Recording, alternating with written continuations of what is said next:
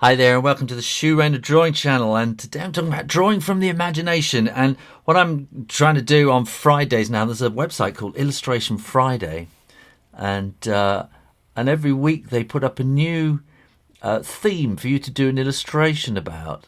And so I think that's a really good way of, each week it gives you a project to work on. Go and have a look, illustrationfriday.com. And this week the theme is imagination. And I've been thinking about this all week. And the obvious thing is to, do a cutaway brain. I remember there was that great one of Homer Simpson where his brain is sort of cut into about three sections, with one's donut and one's hamburgers and whatever, and then Marge's brain is just filled with other stuff. But that's been done, and then the next thing I immediately think about is drawing, little person with a thought bubble.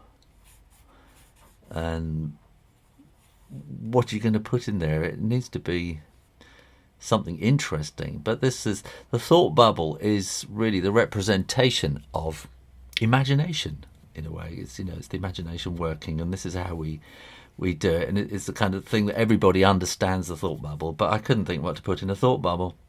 And there was that great. I don't know if you've ever come across the great cartoonist artist Saul Steinberg.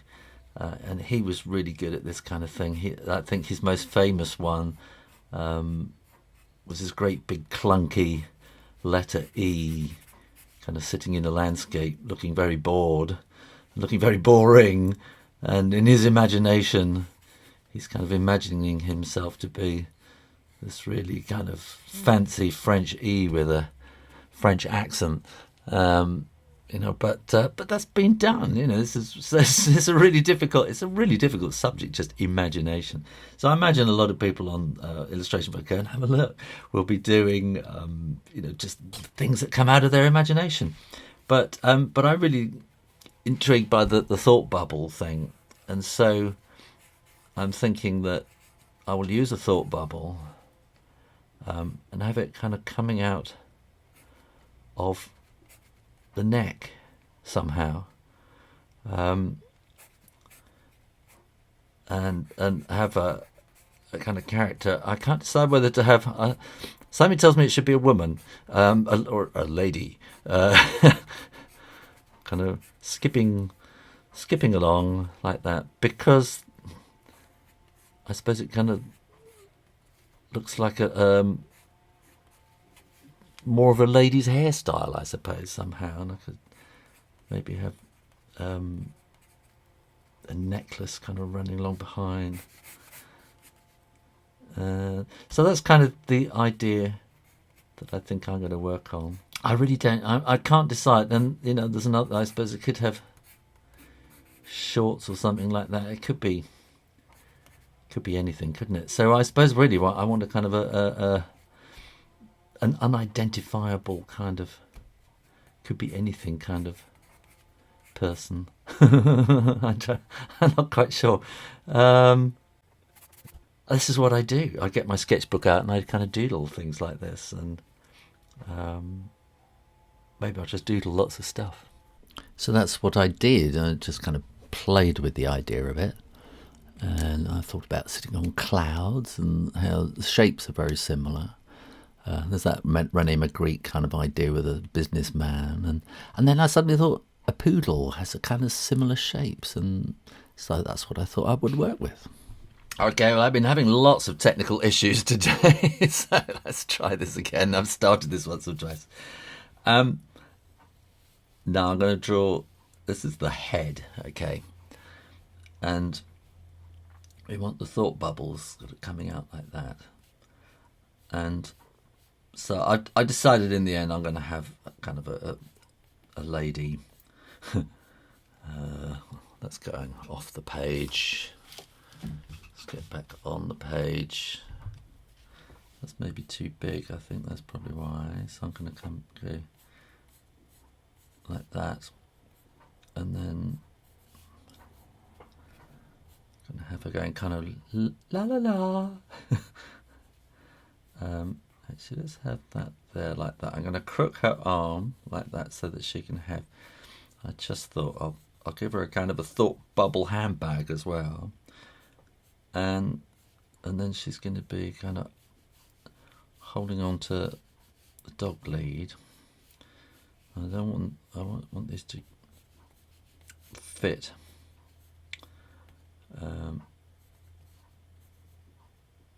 No, should she be going more like that, I wonder? I'm trying to let's have the dog lead like that and her leg there. I'm trying to get so that they don't all sort of interfere with each other. But I don't want the dog to be too kind of being dragged along. So I don't want too much tension in this lead. And we want a nice big pom-pom on the top, because the dog, actually we can fit the tree in kind of down here. And are we on camera? Yeah, good. And a big pom-pom on the tail. And then I think these fancy French poodles have kind of big pom-poms at the bottom of their feet as well, don't they? Something like that.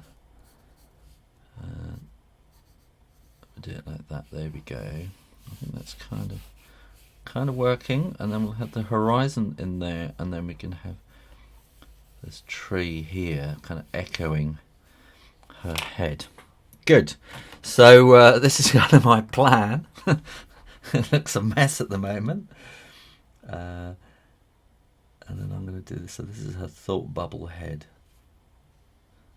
Now, I do get a lot of people message me about, they're saying, you know, how do you draw from your imagination? You know, it's one thing drawing something that's in front of you, or copying a photograph, or copying somebody else's drawing, but how do you draw the stuff in your head? And I think it is. It's just, I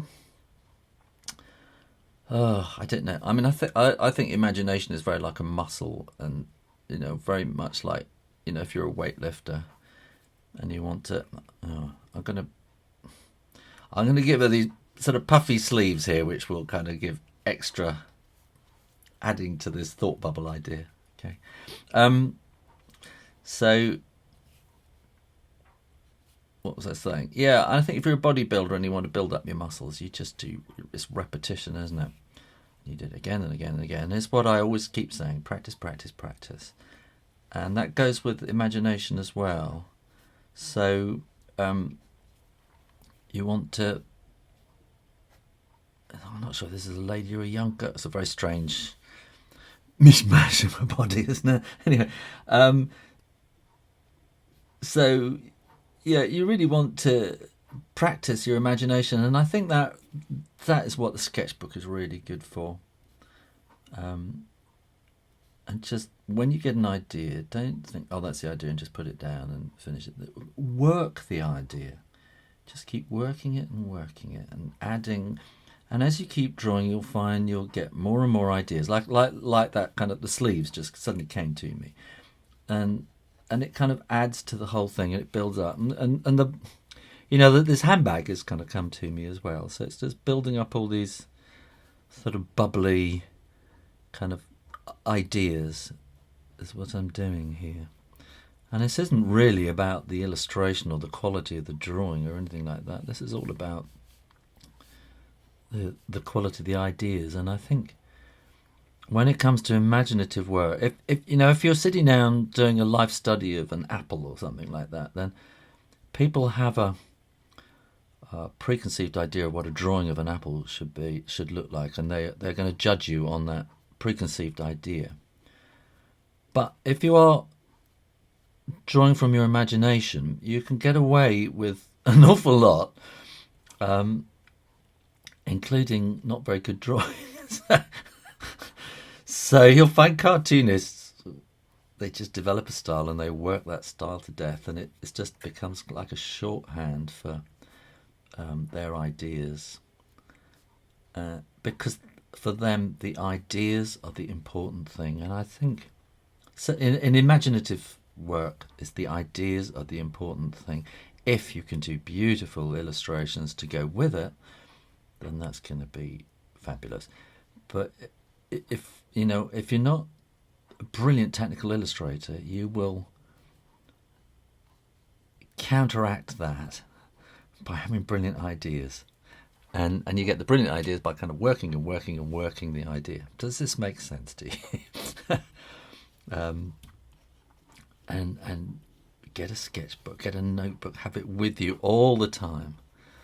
And when you're on the bus or in a cafe or something, you get an idea, just put it down. But don't just put it down, add something to it and think, oh, what else can I add to it? And I think so many really good ideas have probably been done before, but what you're doing is adding an inventive step to something that has been done before.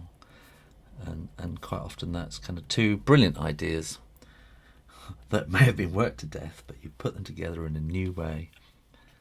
And that's quite often what imaginative drawing and illustration is about. So, I'm going to hairdry this.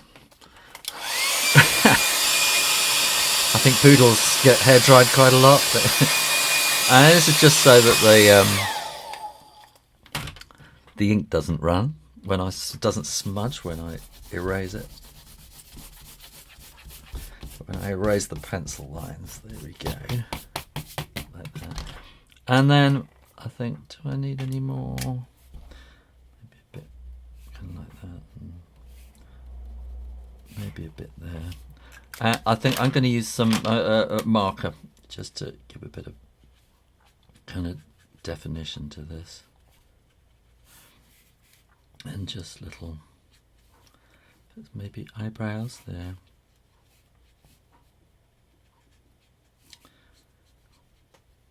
And sort of shade there. Oh, I think we're going to want some shadow on the ground, aren't we? A little bit there.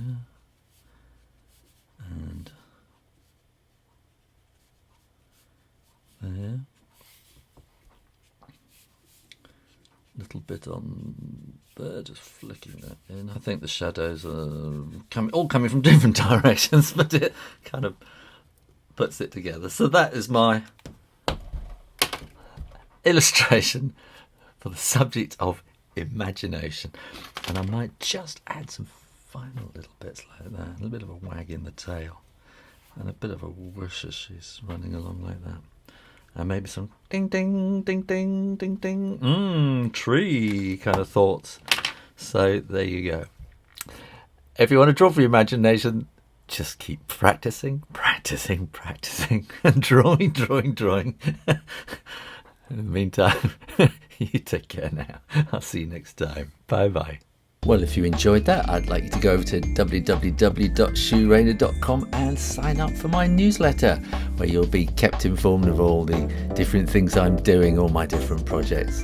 In the meantime, keep drawing, practice, and I'll see you next time. You take care now. Bye-bye.